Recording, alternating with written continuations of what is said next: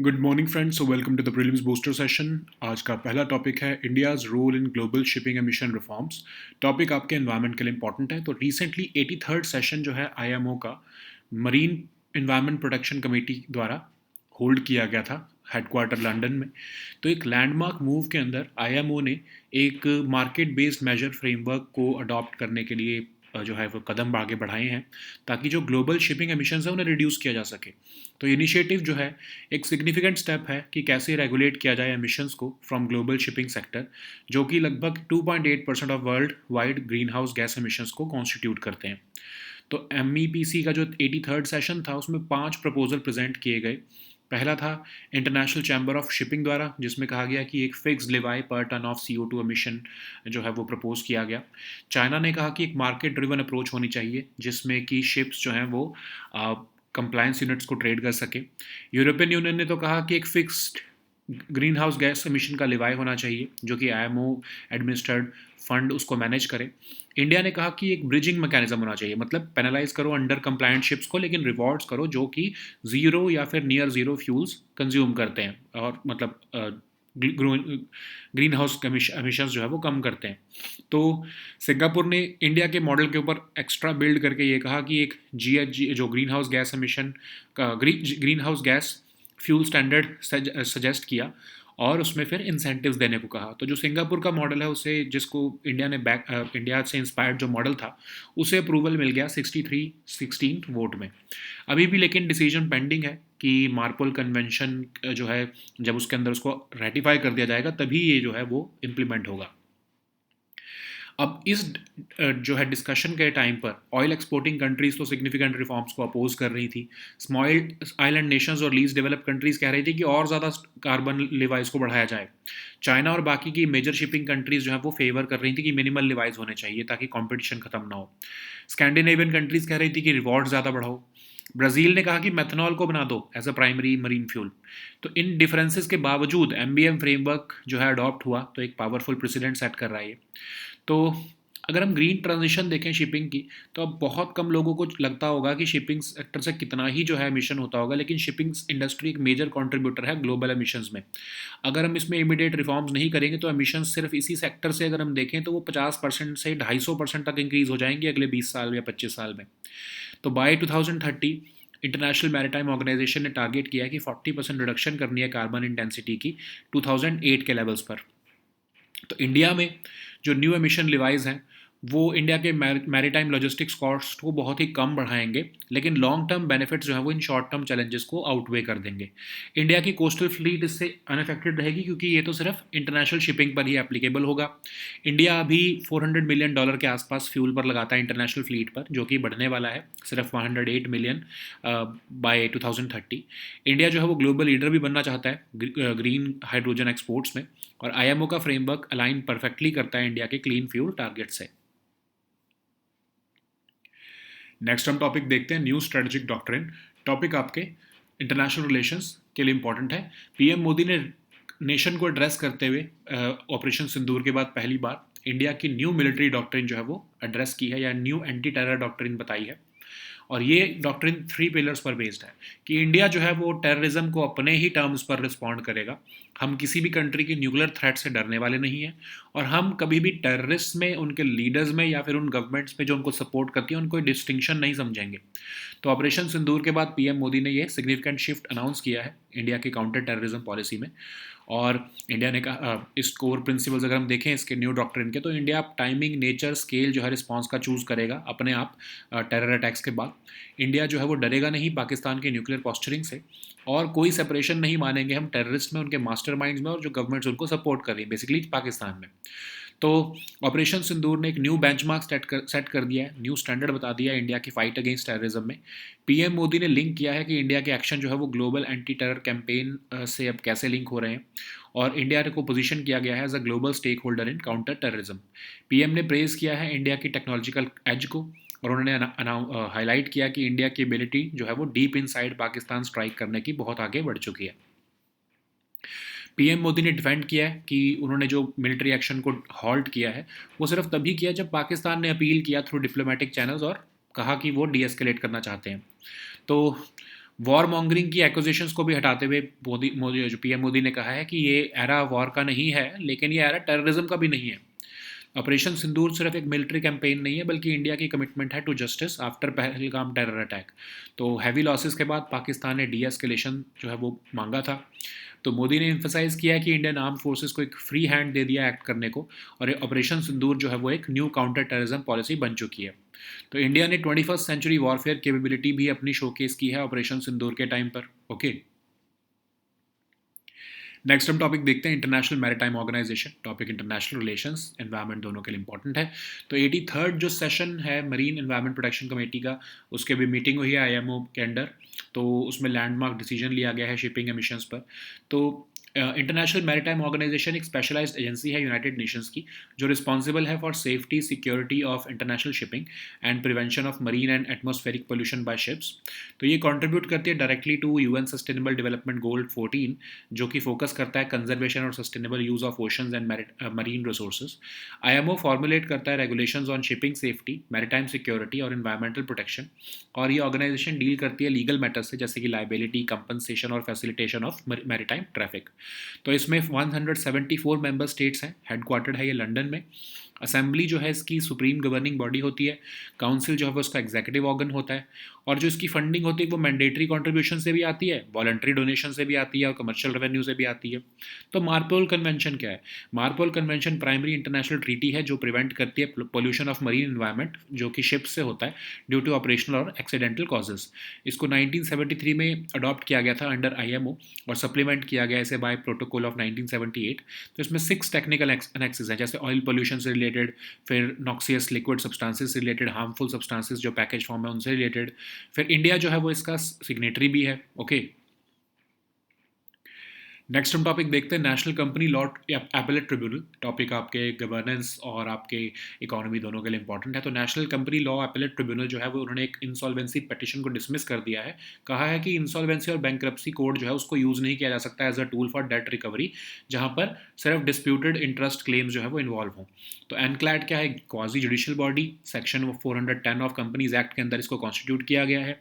इसका main objective है कि प्रमोट करना टाइमली कॉर्पोरेट डिस्प्यूट रेजोल्यूशन, और इसमें एक चेयरपर्सन होते हैं, जुडिशियल और टेक्निकल मेंबर्स होते हैं। एनक्लैड जो है वो रेगुलेट करता है अपने खुद के प्रोसीजर को, और इसके पास सिविल कोर्ट जितनी पावर होती है। इसके अगेंस्ट जो अपील्स होते हैं वो सुप्रीम कोर्ट में फाइल की जा सकती हैं, और एनक्लैड जो है वो उसको अपील्स जो है वो with in 6 months dispose of करनी पड़ती हैं। नेक्स्ट हम टॉपिक देखते हैं जर्मेनियम। टॉपिक आपके साइंस एंड टेक के लिए इंपॉर्टेंट है। तो इंडिया जो है वो चाइनीज़ गवर्नमेंट से एंगेज कर रहा है कि जो एक्सपोर्ट रिस्ट्रिक्शंस लगाई गई हैं जर्मेनियम में उसे ख़त्म किया जाए, ताकि जो है क्रिटिकल मिनरल है ये जर्मेनियम, सेमीकंडक्टर्स में, फाइबर ऑप्टिक केबल्स में, सोलर पैनल्स में। तो जर्मेनियम एक केमिकल एलिमेंट है जो कि सिलिकॉन और टिन के ग्रुप में आता है, और इसका केमिकल सिंबल्स GE होता है, एटॉमिक नंबर 32 है। सिल्वर ग्रे मेटालॉइड है। इसका डायमंड लाइक क्रिस्टलाइन स्ट्रक्चर होता है। स्टेबल रहता है ये एयर में और वाटर में, अनअफेक्टेड रहता है बाय अल्कलाइज और एसिड्स एक्सेप्ट निट्रिक एसिड। तो जर्मेनियम जो है वो इकोनॉमिकली सिग्निफिकेंट बना आफ्टर 1945, जब इसकी प्रॉपर्टीज़ पता लगी कि ये सेमीकंडक्टर है ये, ठीक है, और इसको रिकॉग्नाइज किया गया है as being of value in electronics. Widely distributed है ये नेचर में, बट बहुत रिएक्टिव रहता है फ्री अकर होने में, तो इसलिए इसके जर्मेनियम ओर जो होते हैं बहुत ही कम होते हैं। जर्मेनियम को mostly as a by product of zinc production और कोल फ्लाई ऐश से निकाला जाता है। 75% जो वर्ल्ड वाइड प्रोडक्शन है जर्मेनियम की वो जिंक ओर से ही सोर्स होती है। तो मेजर वर्ल्ड वाइड प्रोड्यूसर अगर हम देखें जर्मेनियम का, तो वो चाइना है, जो कि रिस्पॉन्सिबल है 60% ऑफ टोटल प्रोडक्शन के लिए। नेक्स्ट हम टॉपिक देखते हैं डोंगरिया कॉन्ड कम्युनिटी। टॉपिक आपके सोशल इश्यूज़ के लिए इंपॉर्टेंट है। तो नेशनल ह्यूमन राइट्स कमीशन ने रिसेंटली एक्शन टेकन रिपोर्ट मांगी है ओडिशा के चीफ सेक्रेटरी से। जो प्रिकेरियस लिविंग कंडीशंस हैं, लैक ऑफ बेसिक अमेनिटीज़ हैं, नेसेसिटीज़ हैं 10,000 फैमिलीज़ की फ्रॉम डोंगरिया कॉन्ड, जो कि एक पर्टिकुलरली वल्नरेबल ट्राइबल ग्रुप है। तो डोंगरिया कॉन्ड कम्युनिटी एक पर्टिकुलरली वल्नरेबल ट्राइबल ग्रुप है, जो कि एंशियंट ऑक्यूपेंट्स हैं न्यामगिरी हिल्स के। तो ये पॉलिथिस्टिक एनिमिस्ट वर्ल्ड व्यू रखते हैं, मतलब कि बहुत सारे गॉड्स हैं ये मानते हैं। हिल टॉप्स को और जो एसोसिएटेड फॉरेस्ट हैं उनको ये सुप्रीम डीटीज़ मानते हैं। और इनकी एंसेस्ट्री अगर हम नियाम राजा देखें तो वहाँ से दिखती है हमें, एक मिथिकल गॉड किंग। इनकी इवन आर्ट जो है उसमें भी माउंटेन्स का बहुत बड़ा रोल रहता है, और ट्रायंगुलर डिज़ाइंस होते हैं इनके विलेज श्राइन्स पर। विमेन जो है वो कई तरह की रिंग्स पहनती हैं अपने ईयर्स में, जो है नोज़ में भी, बॉयज़ भी जो है वो रिंग्स पहनते हैं नोज़ पे। तो इनकी economy mostly non timber forest products और बोडू कल्टीवेशन पर फोकस्ड रहती है। नेक्स्ट हम टॉपिक देखते हैं हिमार्स। ये टॉपिक सिक्योरिटी के लिए इंपॉर्टेंट है। तो मिलिट्री ऑफ ताइवान जो है वो रिसेंटली उन्होंने फर्स्ट लाइव फायर टेस्टिंग की है American supplied high mobility artillery rocket system की, हिमार्स जिसको कहते हैं। एक light weight multiple rocket launcher है ये, अलाउ करता है launching of multiple precision guided rockets. Manufactured by Lockheed Martin corporation है ये। एक एयर ट्रांसपोर्टेबल व्हील्ड लॉन्चर के ऊपर ये माउंट ये एक एयर ट्रांसपोर्टेबल व्हील लॉन्चर है। 5 ton family of medium tactical vehicles पे ये माउंटेड रहता है और ये कैरी कर सकता है लॉन्चर पॉड ऑफ 6 रॉकेट्स या फिर 1 MGM 140 army tactical missile system को। हिमार्स जो है उनको सिर्फ 20 सेकंड से भी कम लगता है प्रिपेयर करने के लिए, फायर करने के लिए। और एक फुल लॉन्चर लोड जो है 6 रॉकेट्स का वो सिर्फ 45 सेकंड्स में ही फायर किया जा सकता है। सिस्टम जो है अपने वेपन्स जो है वो खुद लॉन्च करता है और मूव अवे हो जाता है उस एरिया से at high speed before enemy forces locate this launching site. Okay, so now let us see all these topics in English. So the first topic is India's role in global shipping emission reforms. This topic is important for your environment section. So recently, 83rd session of International Maritime Organization's Marine Environment Protection Committee was held at IMO headquarters in London. So, in a landmark move, IMO has moved closer to implementing a market based measure framework for reducing global shipping emissions. So, this initiative is marking a significant step in regulating emissions from the global shipping sector, which accounts for nearly 2.8% of global greenhouse gas emissions. So, at this session, 5 proposals were presented. First was given by the International Chamber of Shipping, which proposed a fixed levy of per ton of CO2 emitted.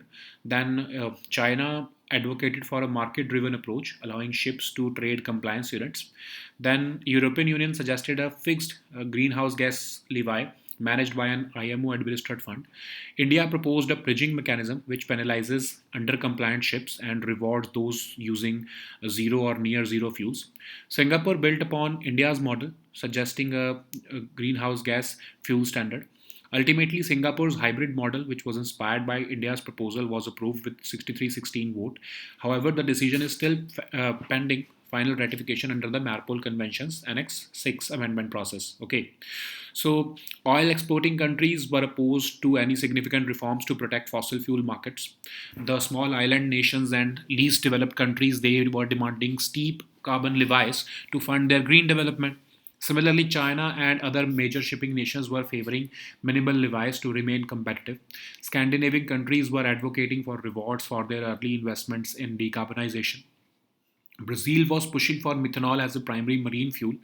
So, despite these differences, the adoption of the MBM framework has set a powerful precedent, even though skepticism remains among ship owners, especially in Greece. So, you know that shipping industry is a major contributor to global emissions. If we do not take any reforms, then emissions from this sector could rise by 50% to 250% by 2050. And by 2030, IMO is therefore targeting a 40% reduction in carbon intensity compared to 2008 levels, aiming for net zero emissions by 2050. So while the new emission levies may increase India's maritime logistics costs marginally, the long-term benefits outweigh the short-term challenges. India's coastal fleet remains unaffected because MBMs apply only to international shipping.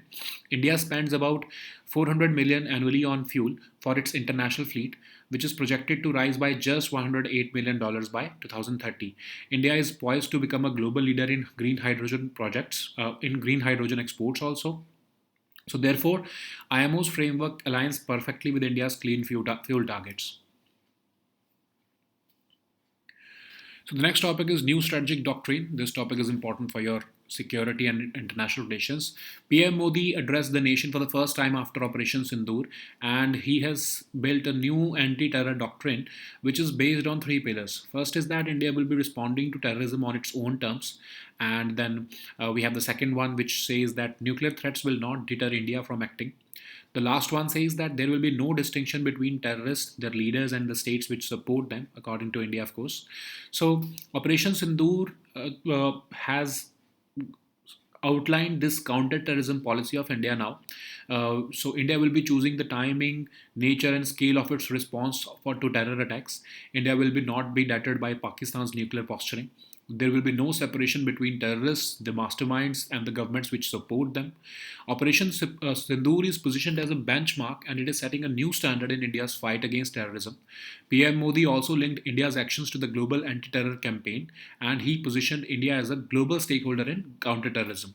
He also praised India's technological edge and India's ability to strike deep inside Pakistan, damaging key air bases and exposing Pakistan's vulnerabilities.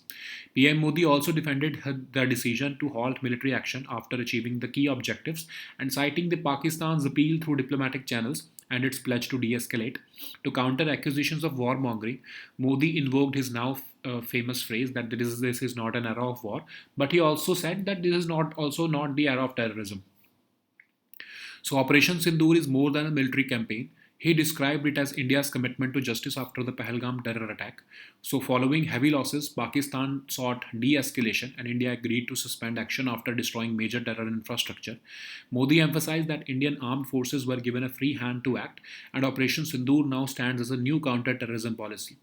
India demonstrated 21st century warfare capabilities in Operation Sindoor, and that's why PM Modi lauded the effectiveness of Made in India weapons and projected India as a future ready military power. Okay. So the next topic is International Maritime Organization. This topic is important for international relations. So 83rd session of the Marine Environment Protection Committee, as discussed above, was held under the IMO, and it has adopted a landmark decision on shipping emission. So what is this IMO? So it's the specialized agency of UN which is responsible for the safety and security of international shipping and prevention of marine and atmospheric pollution by ships. It focuses on conservation and sustainable use of oceans and marine resources. It formulates the regulations for shipping safety, maritime security, and environmental protection. It also deals with legal matters like liability, compensation, and facilitation of maritime traffic. It has about 174 member states and it is headquartered in London. It has Assembly, which is the supreme governing body of this IMO. Then we have this council, which is the executive organ. Funding is sourced through mandatory contributions by member states and also from voluntary donations and commercial revenue. So what is this MARPOL Convention? So it is the International Convention for Prevention of Pollution from Ships. So it is the primary international treaty to prevent pollution of the marine environment from ships due to operational or accidental causes. It was adopted in 1973 by IMO. It consists of six technical annexes consisting of oil pollution, other liquid substances, harmful substances in packaged form, sewage discharge. So India is also a signatory to MARPOL and it adheres to its annexes through domestic regulations. The next topic is National Company Law Appellate Tribunal. This topic is important for your governance and economy section. So National Company Law Appellate Tribunal has dismissed an insolvency petition asserting that IBC cannot be used as a tool for debt recovery where only disputed interest claims are involved. So what is ANCLAD? ANCLAD is a quasi-judicial body constituted under Section 410 of the Companies Act. Its main objective is to promote timely corporate dispute resolution, ensuring transparency and improve efficiency in insolvency and corporate governance matters. It is headquartered in New Delhi. It includes a chairperson along with judicial and technical members, all appointed by the central government. ANCLAD can regulate its own procedure and possesses powers equivalent to a civil court under the Civil Procedure Code. So appeals against ANCLAD order can be filed in the Supreme Court of India. And ANCLAD is required to dispose of appeals within 6 months from the date of receipt to ensure swift resolution. So the next topic is germanium. This topic is important for your science and tech section and also your economy section. So India is engaging with Chinese government to navigate export restrictions on germanium, which is a critical mineral and it is used for manufacturing of semiconductors, fiber optic cables and solar panels. Germanium is a chemical element between silicon and tin in group 14 of the periodic table. It is a silver gray metalloid. It has a diamond-like crystalline structure. It is stable in air and water and it is unaffected by alkalis and acids. Germanium did not become economically significant until after 1945 when its properties as a semiconductor were recognized as being of value in electronics. It is widely distributed in nature but it is too reactive to occur free. germanium ores are rare. Today, germanium is extracted as a byproduct of zinc production and from coal fly ash also. It is estimated that about 75% of worldwide production of germanium is sourced from zinc ores. Okay, mainly the zinc sulfide minerals, ferrite, and 25% from coal. China is about 60% of China is responsible for about 60% of total production of germanium. The remaining production of germanium comes from Canada, Finland, Russia, and US. So the next topic is Dongria Kond community. This topic is important for your social issues. So National Human Rights Commission has recently sought an action taken report from Odisha Chief Secretary on the precarious living conditions, lack of basic amenities and necessities of life of more than 10,000 families from Dongria Kond, which is a PVTG. So it's a PVTG, and they are ancient occupants of Niamgiri Hills, spread across Kalahandi and Raigad districts of Odisha. So they have a polytheistic, animist worldview of Kond, which the hilltops and the associated forest, and they are regarded as supreme deities. They trace their ancestry to Niam Raja, a mythical god king. Even in their art reflects the mountains in the triangular designs found on village shrines. They have distinctive jewelry, tattoos, and hairstyles. Women wear many rings through their ears and 3 through their nose, while boys wear 2 nose rings. The economy and the livelihood of Dongria Kond is dependent on the collection of non-timber forest products and podu cultivation. They are traditionally horticulturists as well. So the next topic is HIMARS. This topic is important for your security section. So the military of Taiwan has recently conducted its first live firing of the American-supplied high-mobility artillery rocket system. So this is a lightweight multiple rocket launcher. It allows for launching of multiple precision-guided rockets. It is manufactured by Lockheed Martin Corporation, which is a US-based security and aerospace company. It is an air transportable wheeled launcher mounted on a 5-ton family of medium tactical vehicles. It can carry either a launcher pod of 6 rockets or one MGM 140 Army tactical missile system. HIMARS require less than 20 seconds to be prepared for firing, and a full launcher load of 6 rockets can be fired within just 45 seconds. The system launches its weapons and then it moves away from the area at high speed before enemy forces locate the launch site. Okay, so these were our topics for today. We'll meet next time with new topics. Until then, goodbye and take care.